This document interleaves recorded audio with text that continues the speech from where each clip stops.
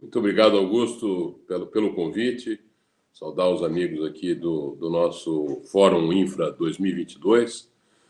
Eu preparei uma apresentação, conforme é a demanda de vocês, falando um pouco do setor elétrico, da contribuição que o setor tem nesse período pós-pandemia, embora a gente seja bastante organizado e trabalhe aqui em programas decenais, né, onde a Eletrobras tem um papel relevante, né? Eu vou falar um pouco sobre isso, falar um pouco do que tem se falado sobre o tema da capitalização da Eletrobras e o que ela pode significar para todos os nossos colegas aqui do fórum, né? Então, essa apresentação, se puderem passar já o primeiro slide, ter uma ideia do contexto, do tamanho do setor elétrico brasileiro. Nós estamos falando de um setor elétrico que, na área de geração, é o oitavo maior do mundo, né? Uma capacidade instalada da ordem de 172 mil megawatts. Isso, para deixar claro para vocês, equivaleria, por exemplo, a 14 usinas de Itaipu, a 12 usinas de Itaipu, perdão, das maiores usinas do mundo, com 14 mil megawatts cada uma delas. Nós temos um conjunto bastante grande de usinas hidrelétricas, como pode ser verificado aqui, 63% dessa capacidade hidrelétrica. E nós temos aí a satisfação de compartilhar com todos que quase 75% das nossas fontes são fontes limpas e renováveis, e aí incluindo a eólica, a solar e a própria nuclear, né? E nós temos aí um sistema de base continental, tamanho continental, né? E a gente pode ver isso pelo sistema de transmissão, que interliga todas essas usinas e leva essa energia aos consumidores. São mais de 156 mil quilômetros de linhas de transmissão, o que daria para dar uma volta ali, sabe aquelas grandonas com torres, etc. Quase 4 voltas à Terra a gente poderia dar com o sistema elétrico brasileiro. Eu gosto sempre de falar o tamanho desse sistema, um dos poucos do mundo que é totalmente interligado, né? Se a gente pegasse a ponta do nosso sistema e colocasse ela em Portugal, né, está no Rio Grande do Sul, em Portugal, nós interligaríamos a Europa Ocidental à Oriental. Então, é um sistema muito grande mesmo e com o privilégio de ser dos mais renováveis do mundo, na área elétrica, dos 3 melhores do mundo, né? O próximo slide, ele já dá uma ideia clara da importância do ponto de vista de investimento. Nós estamos falando de um país que cresce e que se projeta esse crescimento anualmente aqui numa visão decenal, né? Isso é feito pela Empresa de Planejamento Energético. Vocês veem aqui na curva verde exatamente a capacidade instalada em megawatts médios, aí, megawatts que funcionam 24 horas por dia. E nós temos aqui uma previsão de crescimento até 2029 de quase 20 mil megawatts médios, o que seria o equivalente a adicionar 40 mil megawatts de usinas hidrelétricas, para dar um exemplo. Isso vai ser feito por várias fontes, em particular pela fonte eólica. Mas a gente pode ver também que parte dessa demanda já está atendida ou está contratada, melhor dizendo. Então, obras estão sendo concluídas e a gente, obviamente, já está contratando agora a demanda que vai atender o Brasil a partir de 2024. Nós estamos falando aqui, Augusto, em investimentos superiores a 400 bilhões de reais só na área de geração e transmissão em 10 anos. Então, é uma demanda realmente importante da economia brasileira que vai estimular investimentos na área de energia, em particular na área de geração e transmissão, com mais de 400 bilhões de reais. O próximo slide, e aí um pouco para tentar compartilhar com vocês o papel da Eletrobras nesse setor, né? Nós estamos falando de a maior companhia de energia da América Latina, né? São mais de 12.600 empregados hoje, mas que responde por 1/3 praticamente da capacidade de geração brasileira, 30%, e quase 45% da linha do sistema de transmissão. Ela é uma companhia realmente grande, com mais de 177 bilhões em ativos, e com a particularidade que, até mais do que o Brasil, 92% da energia que nós geramos é renovável e 96% energia limpa. Então, é uma companhia que se foca muito na área de hidráulicas, eólicas, solar, e também nós temos a operação das nucleares, né? Então, é uma coisa realmente importante, um ativo diferenciado. E ela tem, evidentemente, um papel fundamental nos investimentos futuros de energia, como a gente vai ver, e a capitalização pode amplificar esse papel. No próximo slide, a gente tem um pouco dessa organização da companhia. Você falou das nossas participações em Itaipu, né? Nós temos 50% da usina, na nuclear, Angra 1, 2 e agora em construção a 3, eu vou falar sobre isso. Nós temos 100%. E nós temos aquelas companhias que são mais conhecidas dos nossos participantes, que é a Eletronorte, a Eletrosul, a Chesf e Furnas. Para além disso, a Eletrobras ainda detém 136 SPS, está num processo de redução, a gente tinha 178, fez parte da reestruturação da companhia. Nós devemos chegar a 62 no final do ano, destacando aqui as maiores usinas hidrelétricas do Brasil. É uma empresa listada no Brasil e no exterior, em Nova York, na Bolsa de Nova York, na Bolsa da Europa, do Latibex, e praticamente 38% da companhia pertence a terceiros e um pouco mais de 63% pertence ao governo diretamente ou indiretamente através do BNDES e fundos de governo. Essa companhia que nós passamos a reestruturar, eu estou liderando a companhia há 4 anos, então, para além de ter saído da atividade de distribuição completamente, nós tínhamos 7 distribuidoras, nós fizemos essa reestruturação, como eu falei, na redução do número de SPS e tivemos também uma mudança importante no que diz respeito ao quadro de empregados. Viemos de 26 mil para esses 12.600 que eu havia colocado a vocês. Próximo slide, por favor. Aqui eu queria colocar um tema que vai alavancar a chamada capitalização. A Eletrobras teve que ser reestruturada, em particular, por conta da emissão dessa medida provisória 579.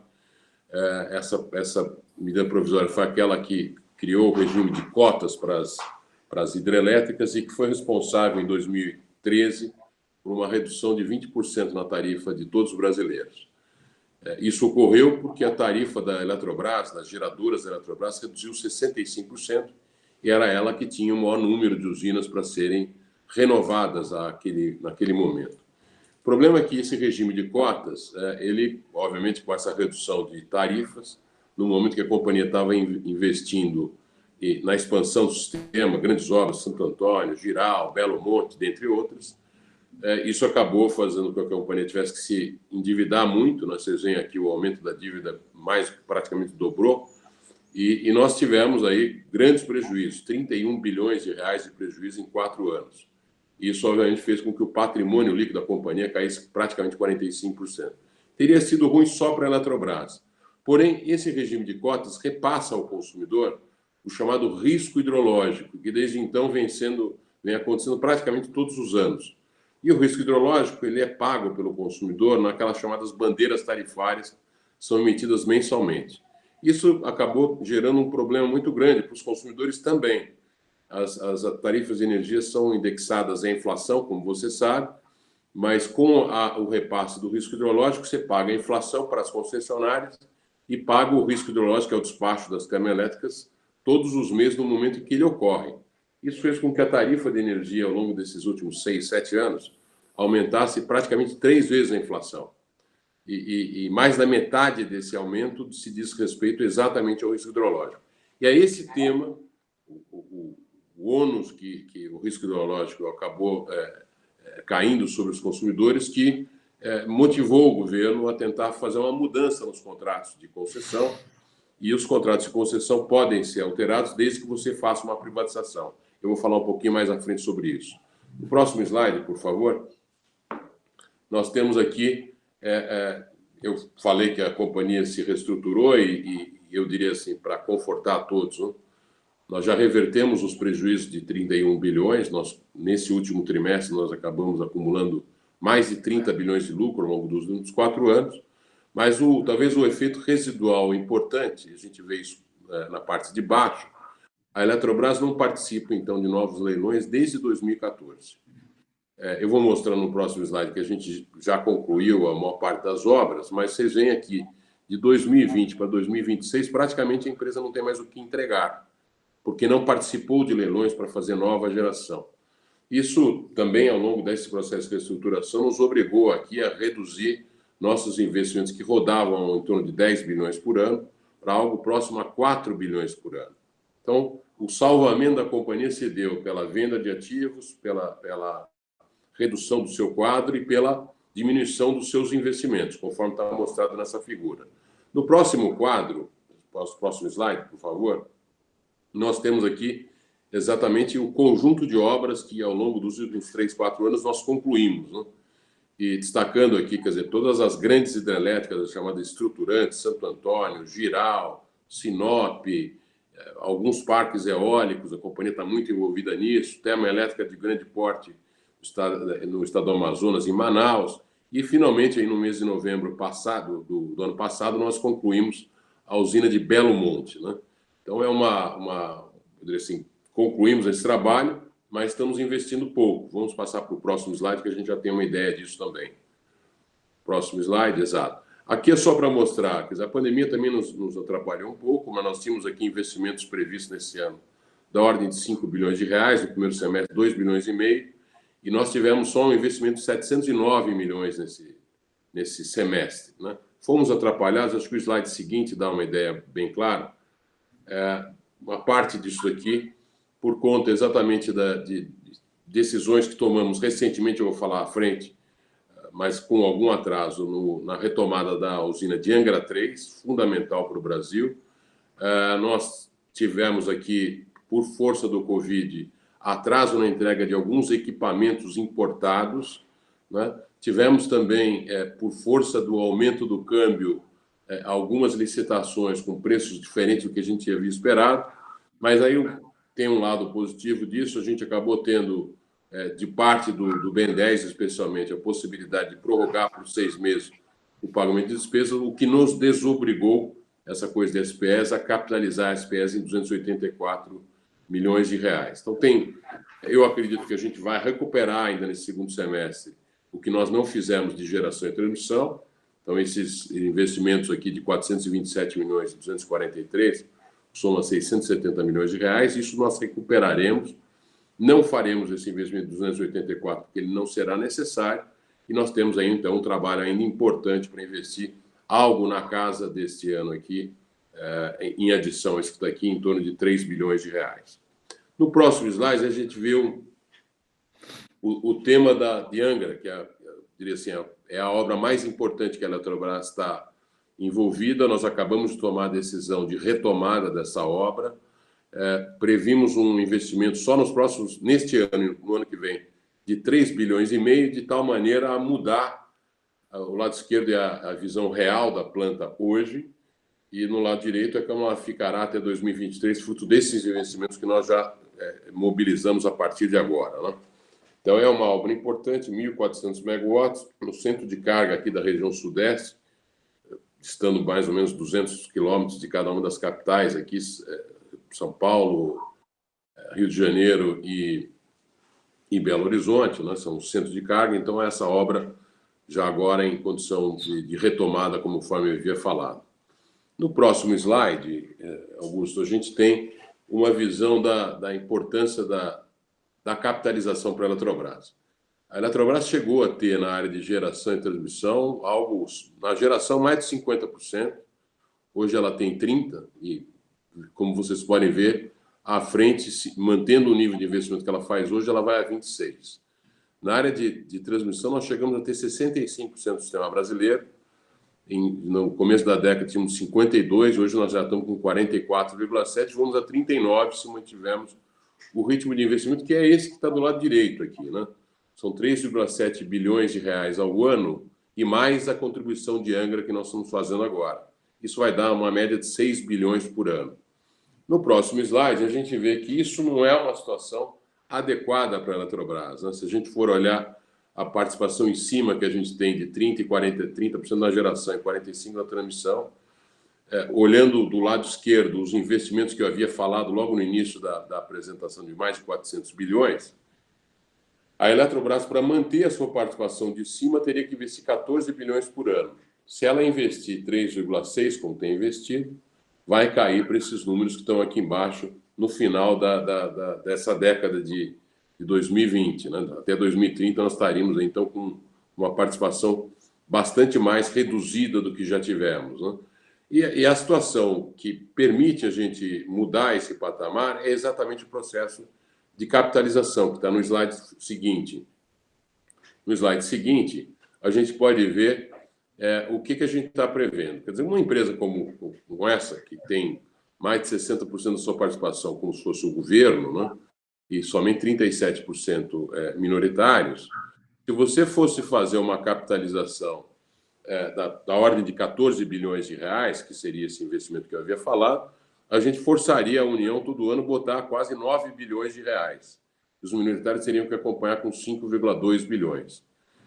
E nós, o que o governo mandou para o Congresso no final do ano passado, e que começa a ser discutido agora nesse segundo semestre, eu espero, é exatamente a criação de uma corporação brasileira. A ideia é de que você faça um aumento de capital, mas esse aumento de capital feito no Brasil, no exterior, para ser atendido apenas pelos minoritários. A gente vai aumentar, então, a companhia que do lado esquerdo está valendo 53 bilhões, seria aumentada em 14 bilhões seu capital, somente pelos minoritários. E aí você vê que os minoritários passam a ser 51% da companhia, ela passa a ser privada, como eu havia falado. E, em sendo privatizada, ela pode participar daquela nova outorga de concessões para poder ser um produtor independente na área de geração e não mais operar em cotas, e, por isso, também não criar mais esses custos para os consumidores, porque os consumidores passariam a não ter mais as bandeiras tarifárias. Isso a gente vê no próximo slide, estou concluindo minha manifestação aqui, mostrando para vocês qual é o benefício disso. Quer dizer, se a companhia fizer esse processo de capitalização e parar de ter prejuízo com as suas operações de cotas e parar de onerar o consumidor com essa repasse do risco hidrológico, a vantagem que se tem, olhando aqui o lado esquerdo e o lado direito, é que, como eu falei, você passa a ter um regime de produção independente de energia, a gente vai vender essa energia no Mercado Livre, que vai crescer bastante nos próximos anos.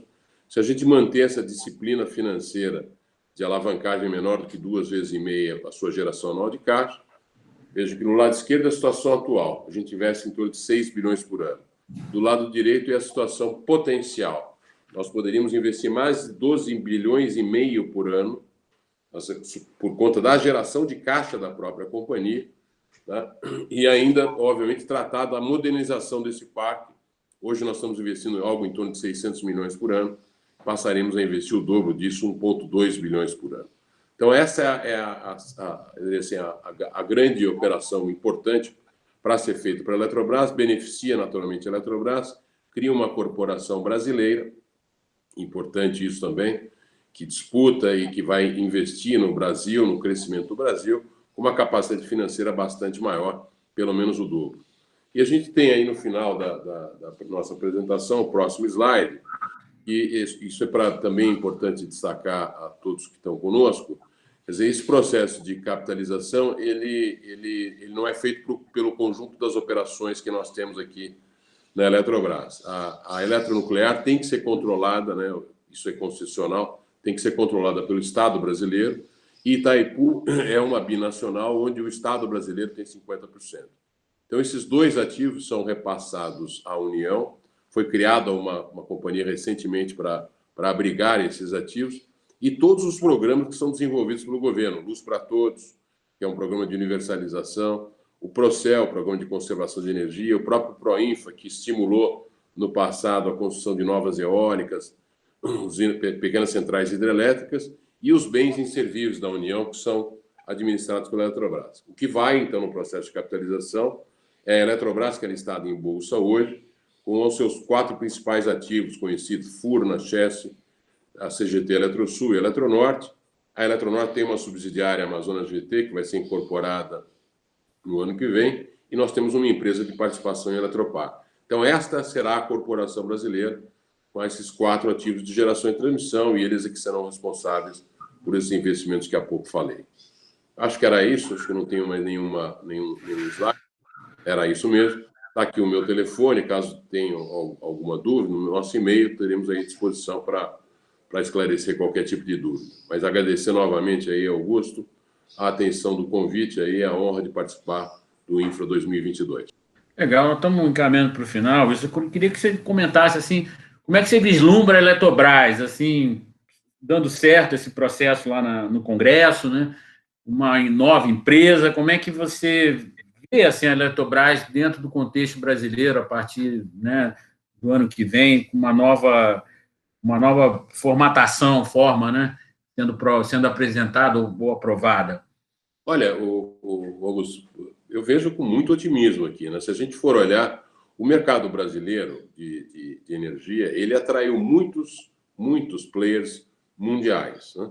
Você tem aqui disputando conosco a Engie, franco-belga, é uma corporação, a EDP, outra corporação portuguesa, a Iberdrola, uma corporação que faz a Neoenergia, o controlador da Neoenergia, corporação espanhola, enfim, State Grid, chineses. Então, o mercado brasileiro tem uma regulação muito boa e as entidades que dão suporte a isso, a empresa de planejamento, o Operador Nacional do Sistema, a Câmara de Comercialização, com políticas do Ministério, têm sido extremamente bem-sucedidos. E talvez a maior evidência disso seja o sucesso de todos os leilões de geração e de transmissão. Ora, a Eletrobras foi uma empresa que avançou muito, evoluiu muito seu desempenho ao longo dos últimos 4 anos. Reverteu prejuízos, reduziu o seu quadro, melhorou sua capacidade financeira, mas, obviamente, não consegue manter o seu percentual de mercado porque precisa de uma melhora ainda que esse processo de capitalização pode trazer. Eu entendo que a Eletrobras vai ser um player, assim, vai continuar sendo um player de grande porte, com o processo de capitalização, vai ser um agente importante retomar a capacidade de investimento de novos empreendimentos na área focada de renovável, que vai diferenciar o Brasil. A empresa, eu gosto de usar o exemplo, ela tem 96% da sua energia limpa e ela começou agora a investir mais fortemente em eólica. Nós entregamos vários projetos no ano passado, vários neste ano, e começamos também com o tema de solar, né? Nós somos hoje talvez o maior laboratório de energia solar no Brasil, instalado em Petrolina, e em Pernambuco, na Bahia, no Lago de Sobradinho, nós instalamos aqui as solares flutuantes no lago. Então, isso no Rio São Francisco, uma coisa pioneira, que vai nos permitir também, nós temos essa vantagem, né?